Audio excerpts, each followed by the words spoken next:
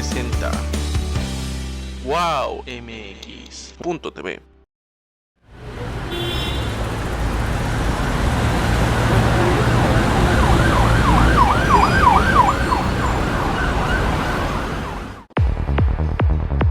Si yo fuera servidor público. Un programa de análisis, participación e información ciudadana.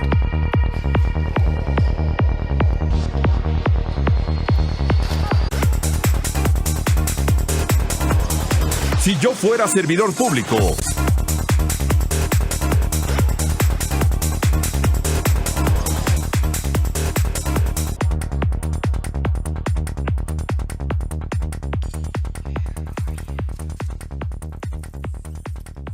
Amigos, es un gusto que nos esté acompañando aquí en Si Yo Fuera Servidor Público a través de la pantalla de Wow TV, antes Haz LTV. Muy contentos de estar con ustedes.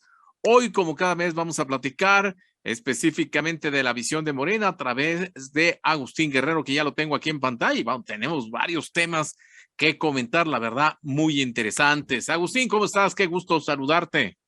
Muy bien, Miguel, muy buenas tardes al auditorio.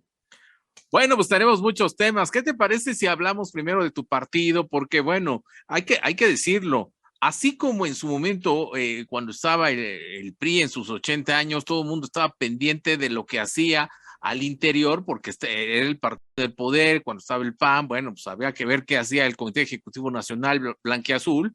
Bueno, en esta ocasión, en esta etapa de nuestro país, es importante saber lo que está pasando con Morena, porque empezó como todo un movimiento. Bueno, obviamente es un partido, pero empezó como todo un movimiento, y ahora ya como un partido en el poder, pues está digamos, tiene que acomodar bien sus piezas, porque se viene una elección importantísima, que es la de 2024, y por eso queremos que nos platiques un poco cómo está ese andamiaje que ya está en proceso.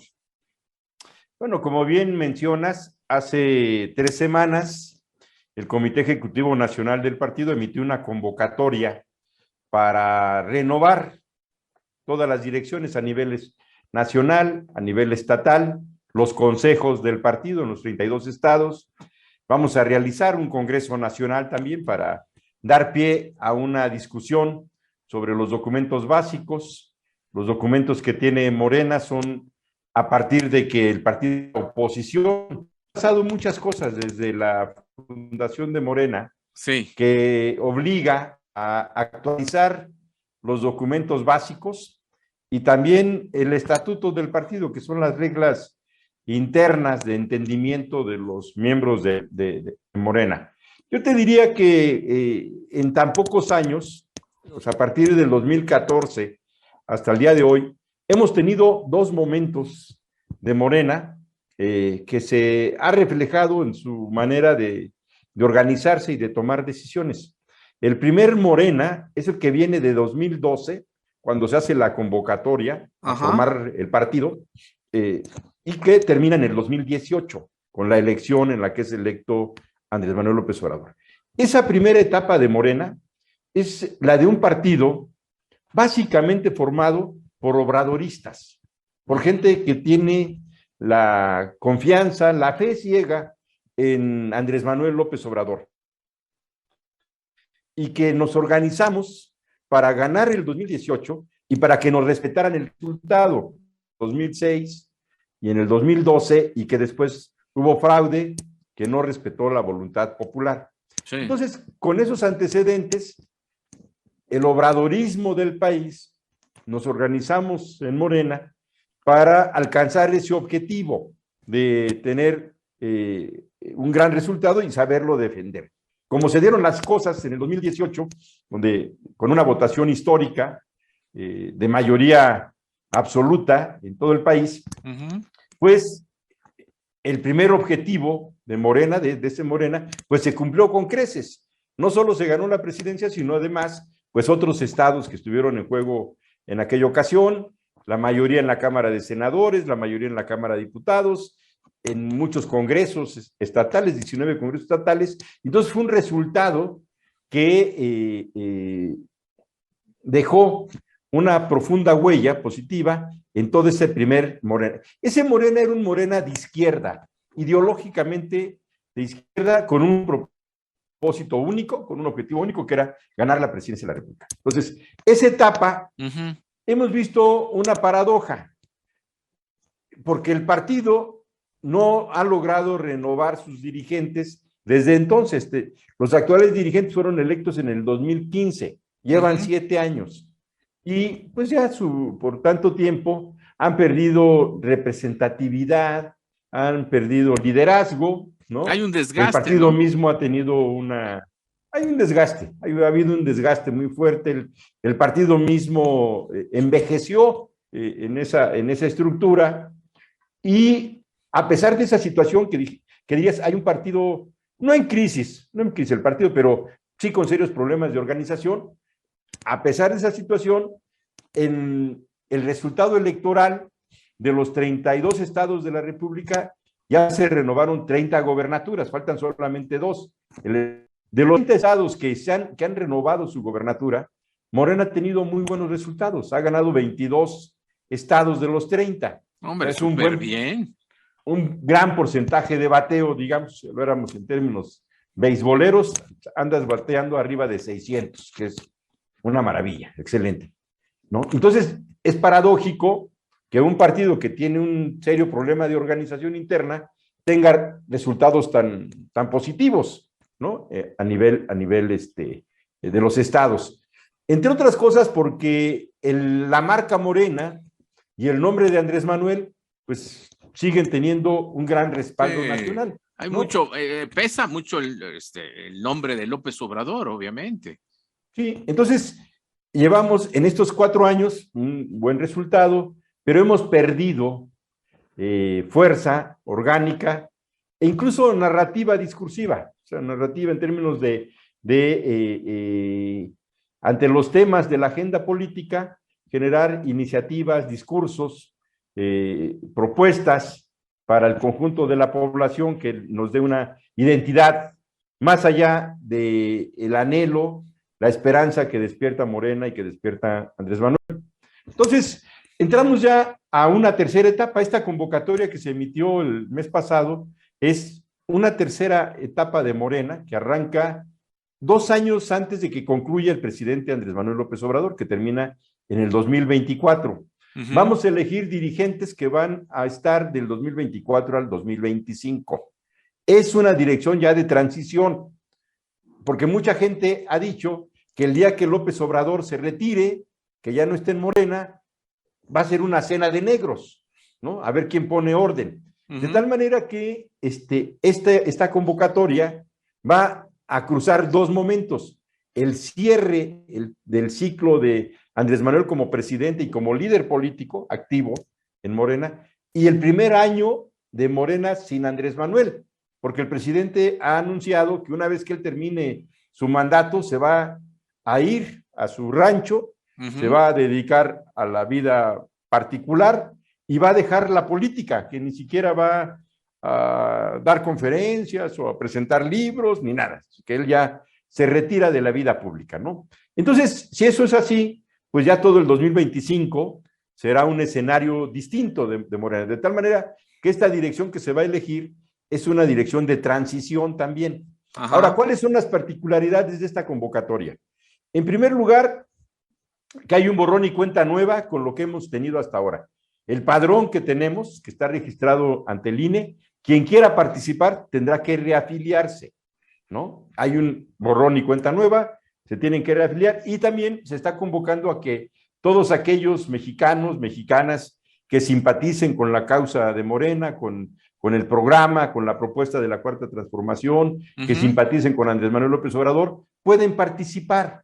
Está abierto el partido, está abierto para todo aquel que quiera participar. Entonces, estamos estimando que este proceso de elección de dirigentes, pues van a votar más o menos 4 millones de personas, ¿no? Que es un número significativo, es un número importante, ¿no? Se va a hacer a través de los distritos electorales federales, hay 300 en el país. En cada distrito se van a elegir a 10 personas, 5 mujeres, 5 hombres. Quienes más votos obtengan serán los que representen a esos distritos. 10 por distrito, en 300 distritos son 3,000 personas. Esos 3,000 van a ir al Congreso Nacional de Morena el día 17 y 18 de septiembre. Y en ese Congreso Nacional de Morena van a ocurrir dos cosas. Se va a abrir la discusión para hacer la reforma a los documentos básicos del partido y se va a elegir al Comité Ejecutivo Nacional, ¿no? Claro. Esos congresistas van a elegir al Comité Ejecutivo Nacional, con excepción del presidente y de la Secretaría General, que ahorita está ocupada por Mario Delgado y por Citlali Hernández, Ajá. y que una sentencia del tribunal les da a ellos la permanencia hasta el 2023. Entonces, en este Congreso Nacional se va a elegir todos los demás integrantes del Comité Ejecutivo, la Comisión Nacional de Elecciones, todos los demás órganos nacionales en el Congreso Nacional. Y previamente, el día 6 de agosto y 7 de agosto, estos mismos congresistas en cada uno de los estados van a instalar el Consejo Estatal y elegir los comités ejecutivos estatales. Hasta esta semana, que hemos tenido un reporte de cuántos compañeros se han registrado que aspiran a ser dirigentes de Morena, estos 3,000, que es el punto de llegada, teníamos registrados 28,000 aspirantes. ¡Wow! Se va a cerrar esta convocatoria en esta etapa el 15 de julio. Entonces, muy probablemente andemos arriba de 50,000 aspirantes. O sea, yo creo que en estos días que quedan, en estas horas que quedan, fácil. Se puede duplicar, ¿no? Entonces, Sí. Vamos a andar cerrando arriba de 50,000 aspirantes para 3,000 cargos, que es lo que se va a elegir el día sábado 30 de julio y domingo 31 de julio. ¿Dónde va a ser? Va a ser en las plazas públicas, va a ser en los espacios públicos. Ya se han tomado medidas, se ha ido avanzando en la organización. En cada uno de los 300 distritos habrá por lo menos un centro de votación. En la mayoría va a haber 2. Estamos hablando en el reporte que nos entregaron, de los 300 distritos, vamos a tener 540 centros de votación. Se va a haber 540 puntos en todo el país para que la gente pueda participar. Necesitan llenar un formato que está en la página de internet de Morena. Se baja el formato, se llena, y con ese formato se presenta uno el día de la jornada electoral, junto con la fotocopia de su credencial de elector por los dos lados. De acuerdo. Con esos dos documentos, tú acreditas tu residencia en el distrito correspondiente, te van a dar 2 boletas. Vamos a darle una boleta de color marrón para la mujer. Solamente se puede votar por una mujer y por un hombre. Y una boleta de color lila para los hombres. Entonces, quien vaya a votar, apunta el nombre de su candidato hombre, el nombre de su candidata mujer, y deposita el voto en la urna y se terminó. O sea, es una elección como cualquier elección en las que hemos participado de manera constitucional. No es una asamblea. La gente termina de votar y se regresa a su casa, se va a hacer sus tareas en sábado o domingo y punto. De acuerdo. A ver, aguántame tantito, me tengo que ir a la primera pausa. Estamos aquí en Si Yo Fuera Servidor Público. Regreso.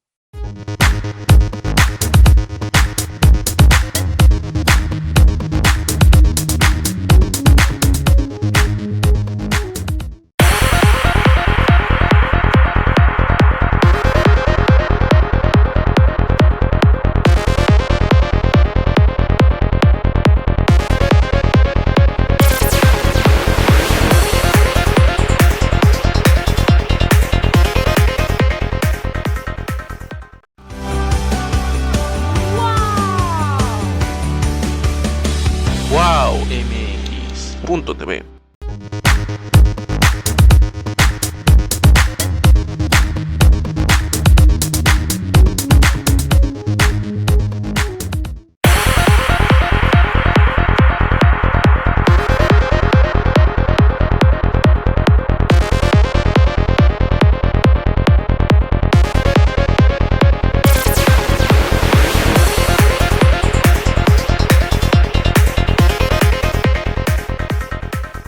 Estamos de regreso aquí en Si Yo Fuera Servidor Público a través de la pantalla de WOW TV, platicando con Agustín Guerrero acerca de todo este trabajo que van a realizar al interior de Morena, esta votación, donde pues la verdad es que tienen que hacer un trabajo, no digo perfecto, pero sí se tiene que acercar, porque volvemos a lo mismo, ese es el partido en el poder.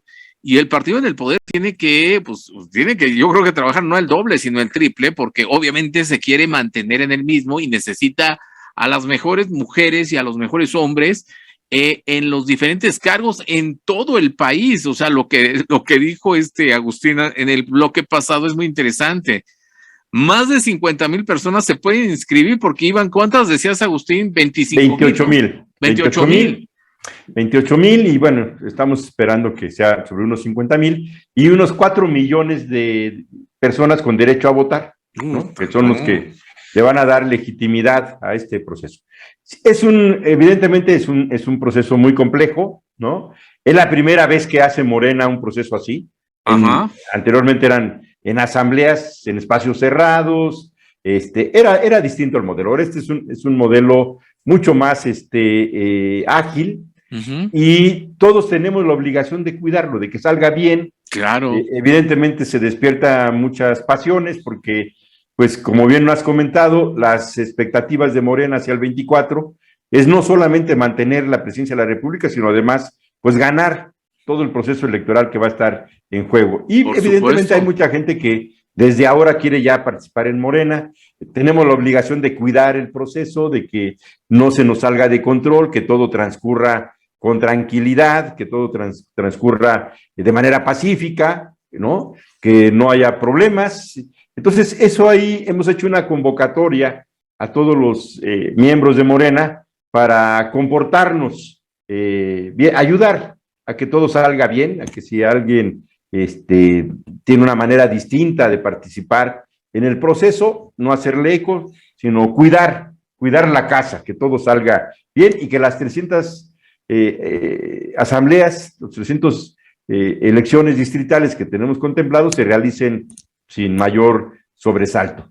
Por la noche vamos a tener, tanto del sábado como del domingo, pues ya los resultados de cómo quedaron estas asambleas, y sobre el martes de la semana siguiente se estará convocando a los compañeros, a las compañeras que ganaron en cada estado para instalar los consejos estatales. Digamos, esta es la ruta. Ahora, ¿qué es lo que viene? Ya nuestro propósito inicial se cumplió de haber ganado la presidencia con Andrés Manuel, una segunda etapa de Morena donde se ha ampliado su presencia territorial con 22 estados gobernados hoy por Morena. Probablemente, yo creo, vamos a ganar el Estado de México y Coahuila el próximo año como previo a la elección del 24. Y entonces el reto que viene es el de profundizar y de consolidar los cambios de la Cuarta Transformación. Esto que el presidente ha iniciado en política social, en política económica, que ha ido esbozando el rumbo con un elemento fundamental, que es recuperar el valor del Estado mexicano, la presencia del Estado mexicano en la definición de las políticas públicas. Venimos de una crítica al neoliberalismo, donde los neoliberales, los conservadores que dice Andrés Manuel, hicieron a un lado al Estado mexicano. Todas las políticas públicas de la época neoliberal, la política salarial, la política de deuda, las políticas de privatización del sector público, eran órdenes que se tomaban fuera del país. Era el Fondo Monetario Internacional o el Banco Mundial el que establecía políticas que tenían que cumplirse, pues, en muchos países. México no fue la excepción, pero lo mismo pasó en Argentina, en Uruguay, en Chile, donde eran las políticas del Fondo Monetario Internacional que se imponían a los estados nacionales. Y ese vacío, esa ausencia del Estado Nacional en la toma de decisiones, en los diseños de las políticas públicas, pues llevó a un proceso de empobrecimiento en general de la población. Y ahora la propuesta del presidente Andrés Manuel López Obrador es recuperar al Estado, recuperar el rol central del Estado, particularmente en la economía.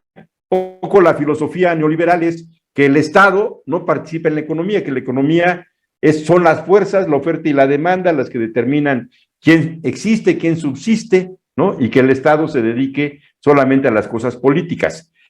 Esos hechos generaron pues un crecimiento de la desigualdad social en el país. A partir de que se gana, el Estado mexicano ya no permitió, Andrés Manuel, que la política salarial, por ejemplo, la fije el Fondo Monetario Internacional. Es el propio gobierno del país el que está establecido una política de aumento salarial cada año en estos 4 años, por encima de la inflación, echando por tierra un argumento falaz que se decía que no se aumentaban los salarios porque eso iba a incentivar la inflación. Eso fue falso, se aumentan los salarios por arriba de la inflación y no pasó absolutamente nada, ni siquiera hubo quejas de empresarios que entendieron que había este cambio en un rol distinto del Estado mexicano. Entonces, hay una visión de recuperar el papel central del Estado mexicano como articulador del proyecto nacional, impulsando una política social, una política económica y una cosa que aquí hemos platicado varias veces, la necesidad de diseñar y de impulsar una política industrial que aproveche las capacidades de los mexicanos, tanto empresariales como de los trabajadores, y que le dé un rumbo más sólido a la economía propia, basado en dos grandes pilares que ya ha planteado el presidente. Por un lado, la soberanía energética, la autosuficiencia energética, sí, que México no dependa de nadie para las necesidades energéticas, tanto de combustibles como de electricidad. Es estratégico eso. Hemos visto cómo otros países más poderosos económicamente que México, pero que no tienen autosuficiencia energética, están pasando las de Caín. Claro. Los precios de la electricidad y de los combustibles se ha ido a las nubes, y acá se ha procurado tener una política que tenga control sobre el volumen de la producción, que sea autosuficiente, que no dependas. Un país que depende de otros países de la energía, hacen de él lo que sea. Sí. El otro gran pilar es la autosuficiencia alimentaria, que es lo mismo. Un país que es capaz de por sí mismo de garantizar los alimentos de toda su población es más soberano que un país que tiene que comprar la mitad de los alimentos para que la gente coma. Evidentemente, pues está a expensas de muchas variables que no tiene control. Entonces, este proyecto de la Cuarta Transformación, en esta etapa se necesita profundizar y consolidar. ¿Quién va a hacer ese rol? La dirección del partido. Estos dirigentes que vamos a elegir van a encabezar una fase de Morena, que yo le llamo de un frente amplio. Por eso, estos 4 millones de personas, pues no todos son de izquierda, que hayan leído a Marx o a Lenin, o que tengan una formación política, pero que sí tienen un enorme compromiso con el país, tienen una visión de justicia, tienen una visión de democracia, de soberanía, de estos principios, y en ese aspecto son parte de este movimiento que es un frente que va más allá de la izquierda, es un frente amplio en contra del neoliberalismo y para instaurar un nuevo régimen político, que ya Andrés Manuel en estos primeros 4 años ha ido sentando las bases. Entonces, el propósito central de la próxima dirección de Morena es profundizar y consolidar la Cuarta Transformación. Ese es el punto, y para eso requerimos compañeras y compañeros que estén al frente del partido a nivel nacional, claro, y los estados, que tengan una formación política sólida, una claridad en cuanto a los objetivos y una capacidad de integración, de unidad, de articular un partido que va a tener más de 4 millones de personas y que queremos que no sea él, que no estén ahí nada más en la computadora, sino los necesitamos activos en las colonias, en los pueblos. Recorriendo el país. Recorriendo el país de manera permanente, un movimiento permanente, no nada más en época electoral, que eso es lo que luego ocurre con los partidos. Los partidos parecen un acordeón, cuando hay elecciones se estiran y cuando no hay elecciones se hacen chiquitos, ¿no? Sí. Y no se trata de eso. O sea, en este escenario, la Cuarta Transformación tiene que estar siempre expandido en todo el territorio nacional, en la calle, en el espacio público, y para eso requerimos dirigentes que nos ayuden a este proceso. Yo creo que esta es la etapa que nos va a permitir que efectivamente Andrés Manuel es el político más importante que ha tenido la izquierda en los últimos años, pero que esa calidad y esa calidez de Andrés Manuel como dirigente lo podemos reemplazar con un partido que tenga 4 millones de personas realizando la actividad política, es decir, que el vacío que va a significar el retiro de Andrés Manuel de la vida pública, lo podamos llenar entre muchos, porque no hay una sola persona que tenga la estatura suficiente, el liderazgo suficiente para llenar los zapatos de Andrés Manuel. Entonces, necesitamos que todos, o entre todos, hacer un esfuerzo y un compromiso para llevar adelante este proceso. Y esta renovación que estamos convocando ahorita es la oportunidad para que todo mundo que sienta, que comparta la visión, participe el próximo sábado 30 de julio. Muy bien. Vamos a la siguiente pausa. Estamos aquí en Si Yo Fuera Servidor Público. Regresamos.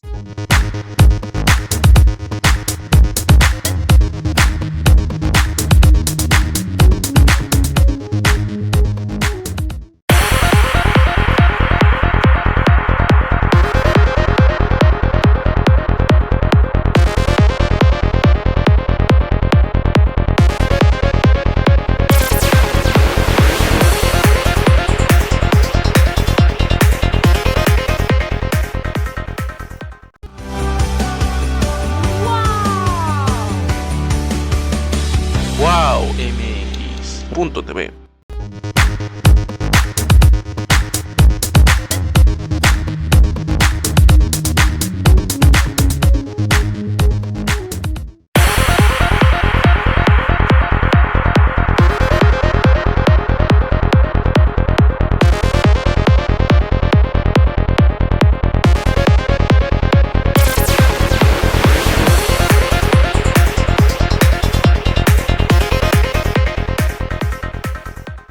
Ya estamos de regreso aquí en la tercera parte de Si Yo Fuera Servidor Público, platicando con Agustín Guerrero del Partido Morena.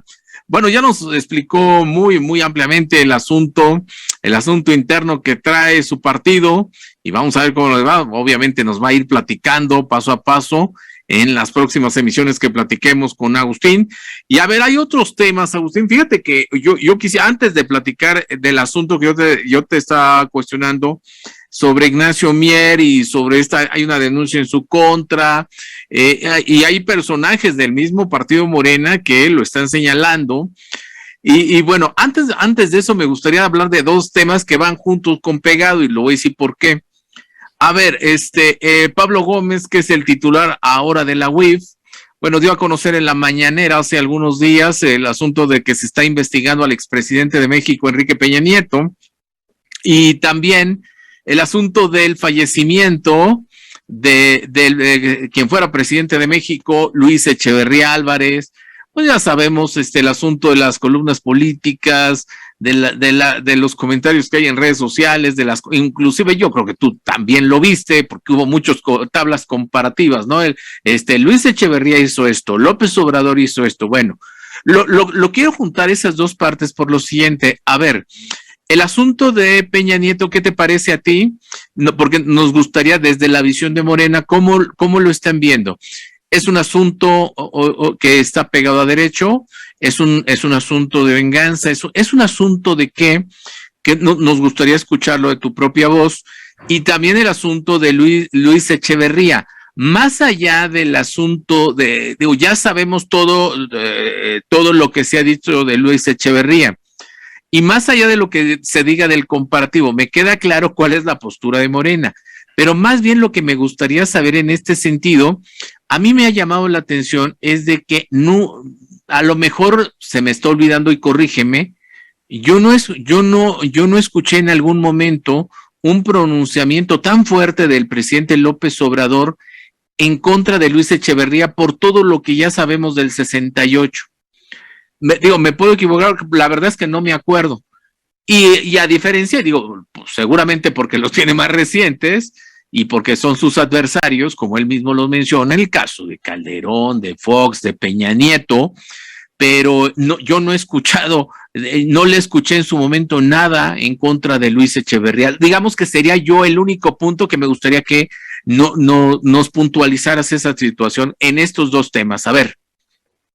Mira, la investigación sobre Enrique Peña Nieto, lo primero que supimos de cuando todavía Santiago Nieto era el titular de la FEPADE, de la Fiscalía Especial para Delitos Electorales, que él mencionó en aquel tiempo, todavía eran en el último tramo del gobierno de Enrique Peña Nieto, ya Enrique ya como presidente de la República, que él había realizado una investigación sobre el financiamiento de la campaña de Enrique Peña Nieto en el 2012, y que tenía elementos que comprobaban que había aportaciones ilegales de Odebrecht a la campaña de Enrique Peña Nieto. Él fue el primero que lo planteó. Sí. Y luego, como resultado de esas declaraciones, lo removieron del cargo.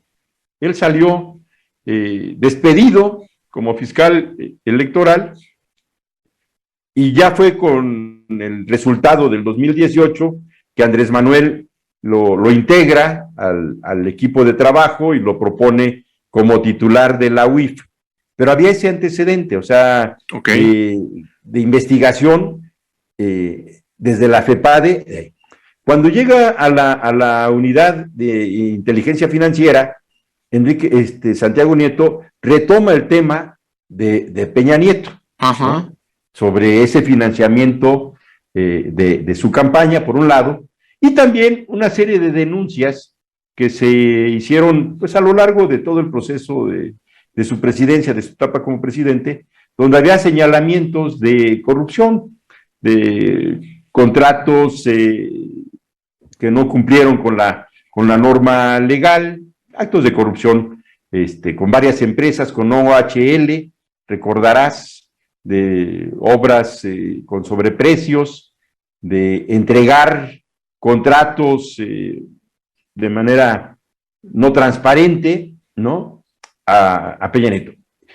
Peña Nieto, además, se generó durante su sexenio, pues esta imagen de que era un gobierno corrupto. Si algún gobierno de los tiempos recientes tuvo ese sello, fue el de Enrique Peña Nieto, o sea, de que la corrupción, donde quiera que tocaras, todo lo que daba. Salía a todo lo que daba.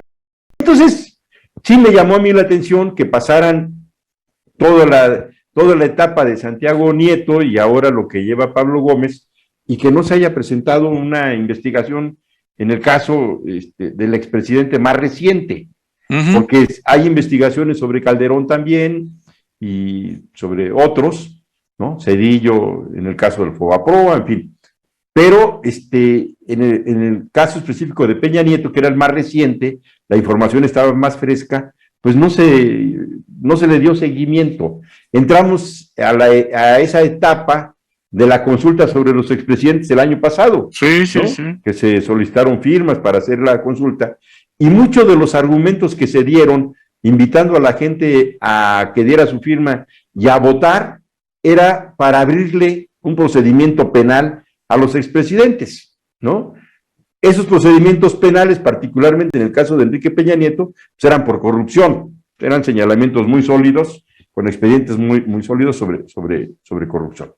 No se alcanzó la cantidad que se necesitaba de votantes, creo que votó el 13%, una cosa así, y como que se mandó al archivo los expedientes de los expresidentes. Sin embargo, el presidente Andrés Manuel López Obrador, pues cada que puede, tiene sobre todo a Calderón y a Fox ahí como tema de la agenda, haciendo señalamientos de actos de corrupción o de abusos de poder por parte de ellos, ¿no? Pero es hasta ahora que sale a pregunta de un reportero que exactamente dice, bueno, ¿y qué hay sobre Peña Nieto? Y es que Pablo Gómez informa de estos 26 millones de pesos, ¿no? Que eso es lo que nos da a conocer, que hay una serie de depósitos, de movimientos hacia España por 26 millones de pesos en efectivo, y a mí me parece muy poco. La verdad es que si retomamos aquel financiamiento por el cual está preso Lozoya. Sí, hay que recordar que Lozoya está detenido y él afirma que él recibió dinero que se utilizó en la campaña de Peña Nieto. 10 millones de dólares. 10 millones de dólares a 20 pesos el tipo de cambio, pues serían 200 millones de pesos. Y acá Pablo Gómez está señalando a Enrique Peña Nieto por 26 millones de pesos. Y por lo que se supo de la corrupción de Peña Nieto, la verdad es que 26 millones de pesos es como para los cacahuates, o sea, para la botana, ¿no?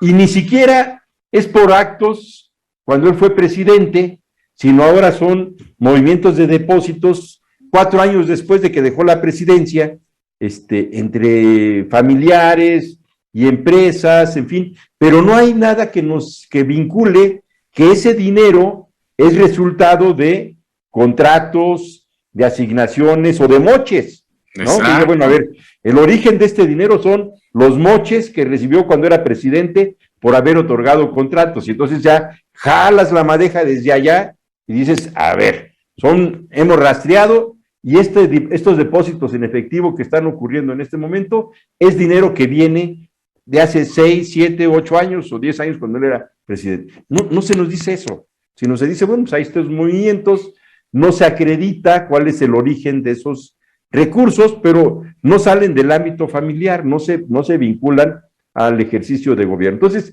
yo creo que se está iniciando apenas esa investigación, pero me parece floja. La verdad es que habiendo tantos sí, le falta, ahora sí como le falta más carnita, ¿no? Porque la hay. Carnita. No, pues claro que la hay.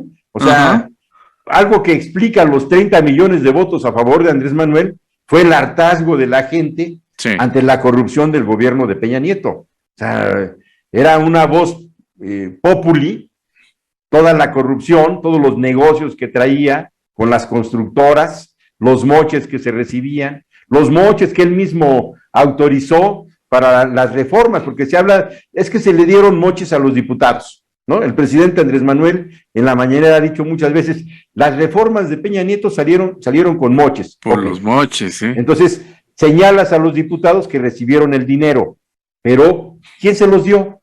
¿Quién le dio el dinero? Pues sí. Pues Peña Nieto y Videgaray.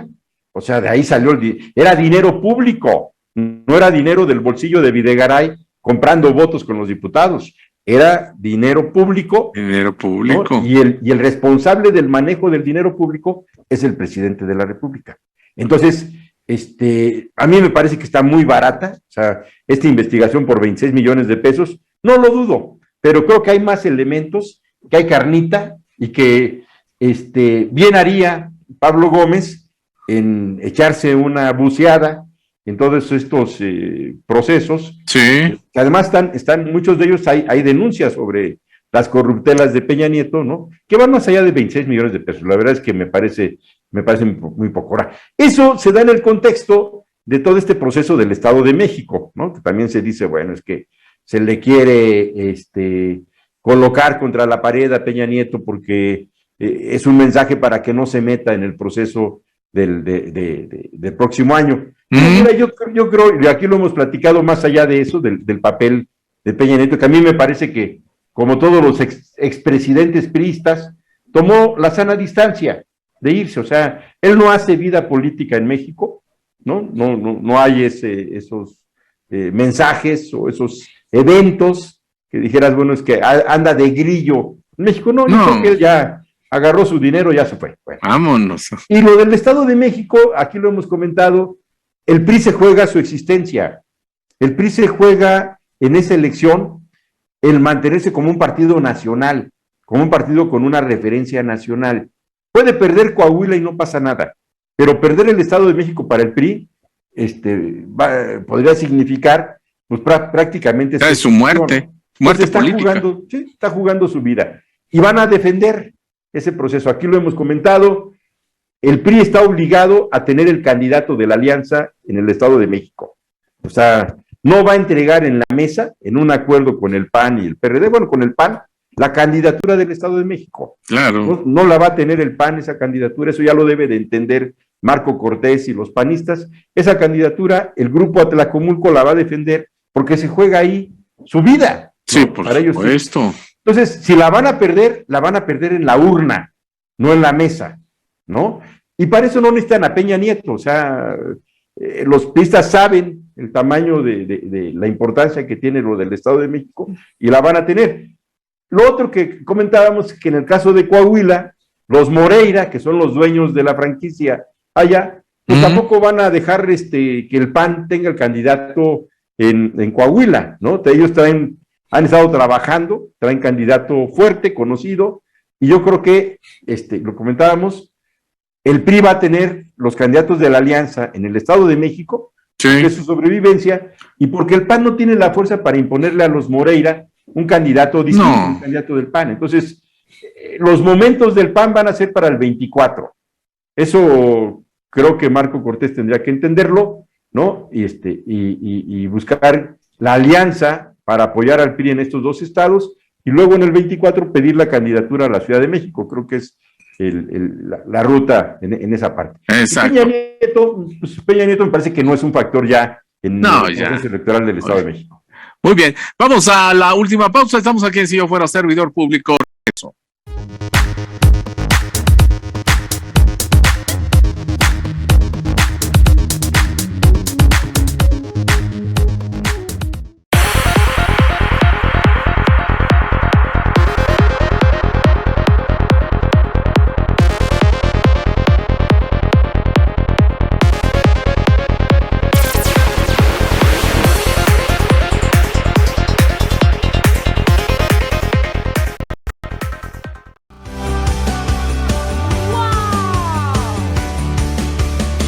Wow MX.tv.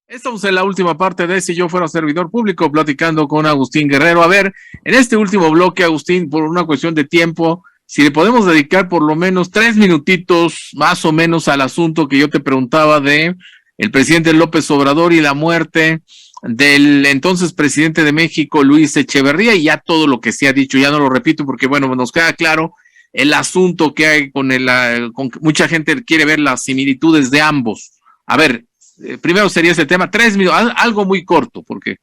Mira, hay un dicho muy mexicano de que no hay mal que dure 100 años y Luis Echeverría es la excepción que confirmó la regla. O sea, sí vivió 100 años. Ándale. ¿No? Y bueno, es un personaje que pues tiene una enorme carga sobre lo que fueron los gobiernos priistas de la segunda mitad del siglo pasado. Yo creo que hay dos expriistas, Gustavo Díaz Ordaz y Luis Echeverría, que resumen lo que fue el priismo después de la Segunda Guerra Mundial, la segunda etapa del siglo pasado.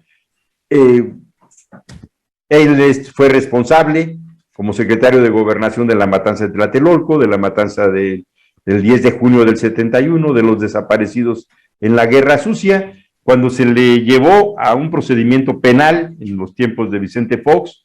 Finalmente, por la edad, se le dejó correr el proceso y se fue sin un juicio legal, o sea, fallece sin un juicio legal, aunque el juicio de la historia, el juicio del pueblo es que él es culpable de las matanzas y de las desapariciones. Eso creo que todos coincidimos, ¿no? Y en el caso del presidente Andrés Manuel López Obrador, él prácticamente su discurso político de la transformación, del cambio, lo marca muy bien desde 1996, cuando su corte histórico es a partir de Miguel de la Madrid para acá.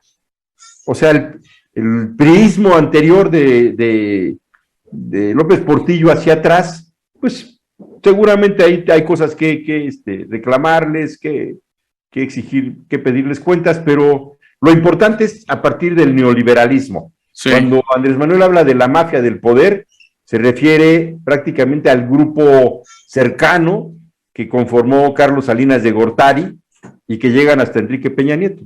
Tanto empresarios como políticos, como líderes, como el Bester Gordillo, en fin. Ahí en el libro de Andrés Manuel se menciona quiénes son los empresarios que forman la mafia del poder: Carlos Slim, Azcárraga, Germán Larrea, Claudio X González. Ahí están en los textos de Andrés Manuel los empresarios, y los políticos, pues es Calderón, es Fox, es Salinas de Gortari, que es el jefe de la banda, el Bester Gordillo, Manlio Fabio Beltrones lo menciona, en fin, ellos, ¿no? Pero efectivamente hay una corte conceptual, metodológico, sobre lo que fueron los tiempos de López Portillo y de Luis Echeverría.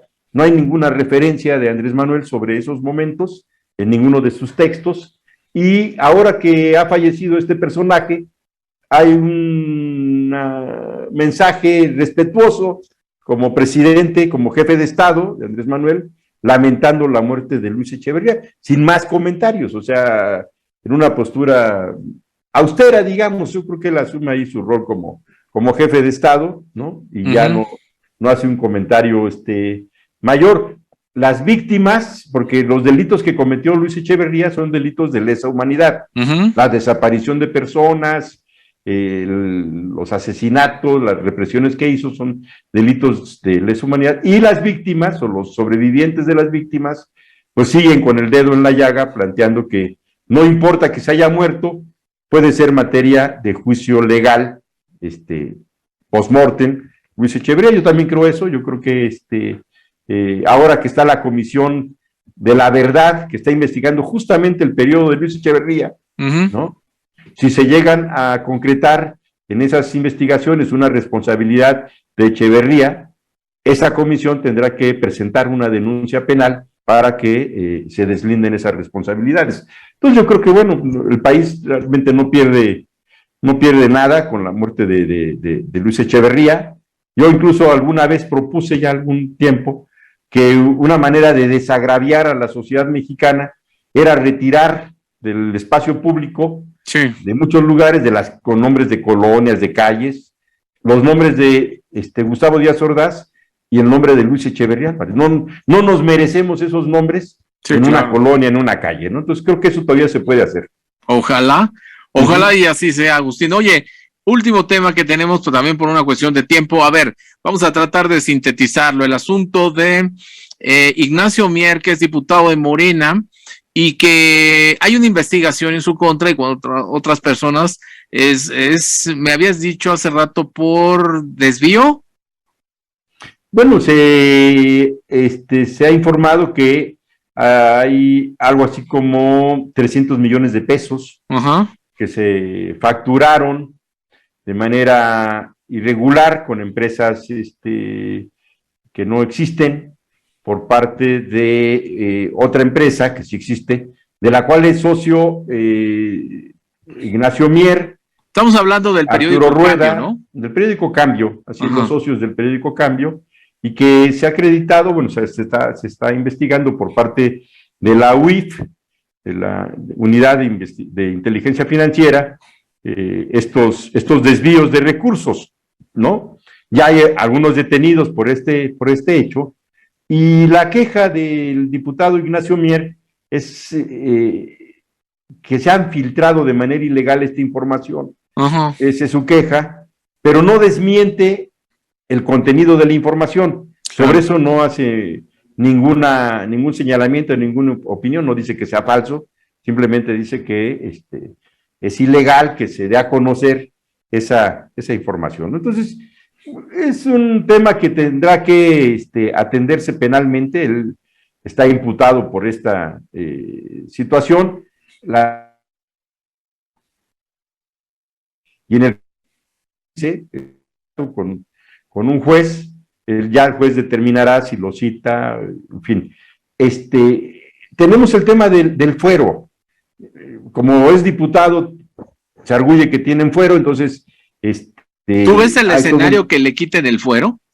Mira, yo siempre he pensado que Morena tenía que haber quitado el fuero desde hace 4 años. Cuando ganamos en el 2018, La primera iniciativa que presentó Morena fue la desaparición del fuero, ¿no? En la primera legislatura de mayoría de Morena. Sí. Y al final de todo el proceso, al único que le quitaron el fuero fue al presidente de la República, pero todos los demás, autoridades del poder ejecutivo, gobernadores, en fin, ¿no? Y Fernández Noroña reclamó, ¿te acuerdas? Tienen fuero, sí, siguen teniendo fuero, ¿no?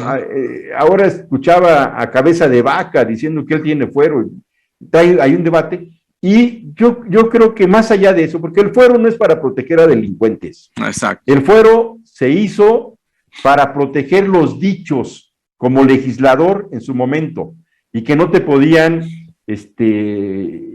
ni reprimir, ni acallarte tus opiniones. Eso es el fuero, que en el momento que tú estás en tu encargo, no te pueden presentar ante un juez por lo que hayas dicho, ¿no? Protege la palabra, protege los conceptos, protege la libertad de expresión, el fuero.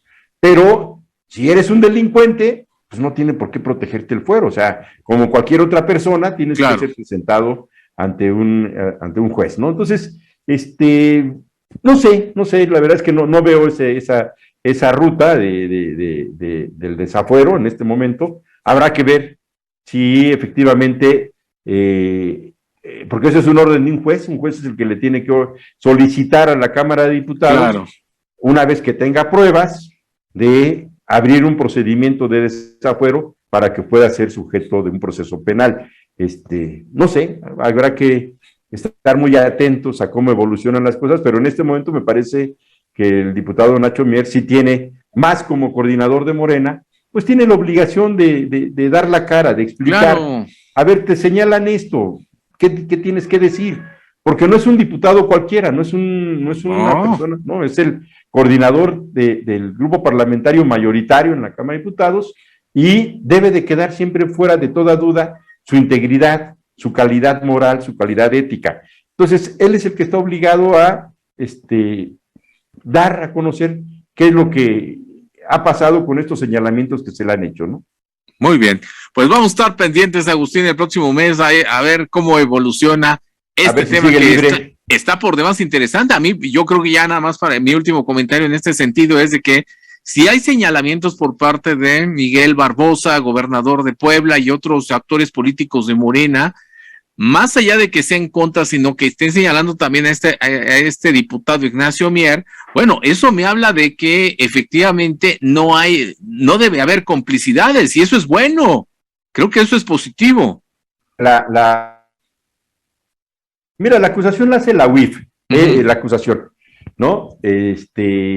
Porque ahí ya involucró al gobernador, pero el gobernador como tal no es parte acusatoria. No es parte activa en el proceso, es a partir de la investigación de la UIF, la fiscalía, ¿no? Que es la que conoce de la investigación que hizo Santiago Nieto en su momento, se turna a la fiscalía. ¿Quién acusa? La fiscalía, que ese es su papel, Hasta ahí se queda, o sea, ya todos los demás que se han mencionado, pues son actores políticos, pero no tienen un rol en el proceso penal. Entonces yo sí creo que por la calidad que tiene ser coordinador del grupo parlamentario, haría bien en aclarar, sí, bueno, a ver, no es cierto, es falso lo que aquí están mis documentos que acreditan que todo eso es falso, yo no tengo nada que ver con eso, ya, que siga su camino. Pero ya pasó un buen rato, porque esto viene desde el año pasado, que yo me acuerdo que se hizo estos primeros señalamientos, ya tienen medio año por lo menos, ¿no? Entonces, ya dejó crecer. Estas cosas se atacan desde el primer momento. Si hay una cosa que te calumnie, que te difame a ti, Miguel, tú no te vas a esperar 6 meses. No, pues esto es rapidito. En el primer momento agarro y digo, no, espérense, no es así. Muy bien, pues Agustín, muchísimas gracias por tu participación y si nos lo permiten, nos vemos el próximo mes. Muy bien, Miguel, muchas gracias y aquí estamos en contacto. Claro que sí, muchísimas gracias, Agustín, y gracias a todo este gran auditorio que nos acompañó en Si Yo Fuera Servidor Público. Quédese en la programación de la televisora. Nos vemos.